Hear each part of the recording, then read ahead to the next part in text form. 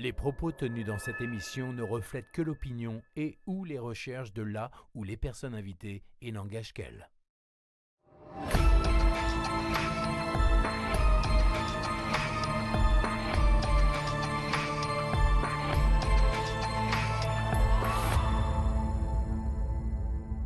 L'immortalité, souvent considérée comme le saint graal de l'existence humaine, soulève de nombreuses questions profondes. Tout d'abord, qu'est-ce que l'immortalité? Est-elle possible d'un point de vue scientifique?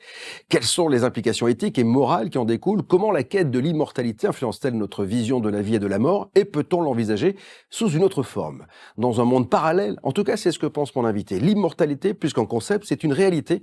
Et c'est inédit, avec Thierry-Paul Milman. Bienvenue dans Face au Mystère. Bonjour Thierry. Bonjour, merci de m'avoir invité. C'est un plaisir. Vous êtes là parce que vous avez commis cet ouvrage que j'ai pris un plaisir fou à parcourir. Vous êtes docteur en sciences, économiste, vous avez été universitaire, professeur bien sûr, et vous évoquez cette immortalité.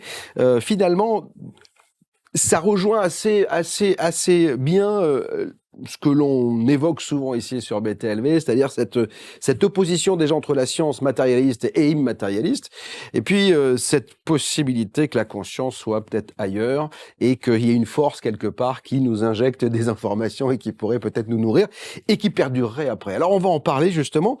Il y a deux clans quand même, Thierry, je le dis, il y a les matérialistes et les immatérialistes. Exact. Ouais. Exact. Moi, plutôt que d'immortalité, je préfère intemporalité. Ah ouais. Pourquoi? Parce que en fait, nous avons une naissance, mais nous n'avons pas de mort. Mmh. Et c'est l'erreur que font les gens, sans savoir, bien évidemment. Ils pensent qu'ils meurent, or c'est une erreur. Nous avons un corps qui est un ordinateur organique, quantique, et nous avons une vie qui n'est que cérébrale. Et dans cette vie cérébrale, elle n'est que onde et énergie. Et donc, depuis très longtemps, l'humanité se pose ces questions de savoir qu'est-ce qui se passe après la mort. Mais il n'y a pas la mort, il y a la désagrégation de l'association atomique du corps, des atomes, et l'ensemble des ondes qui perdurent.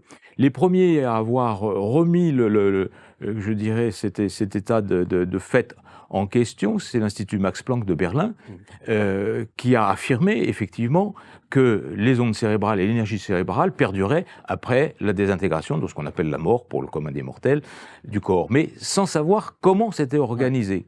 Et c'est ça le principal de ce livre, c'est que nous avons réussi, grâce aux découvertes de la physique quantique, parce que je ne suis pas le découvreur de cet ensemble, bien évidemment, mais entre la première étude que j'ai faite en 2012, suite au questionnement de Jean d'Ormesson sur sa vie post-mortem, et la présentation de mes travaux aux physiciens et scientifiques de l'Académie française des sciences, qui ont applaudi des deux mains, mais qui m'ont dit « Thierry, une hypothèse reste une hypothèse, faut la démontrer. » C'est ça. La démontrer, c'était pas évident, parce que quand vous avez l'Institut Max Planck qui peut pas le démontrer, et des professeurs Penrose qui peuvent pas le démontrer, comment le docteur Thierry-Paul Milman peut le démontrer tout seul?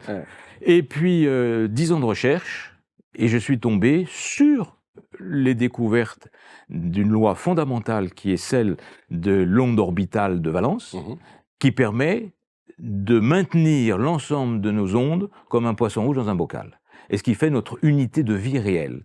Et ça, c'est une découverte fondamentale.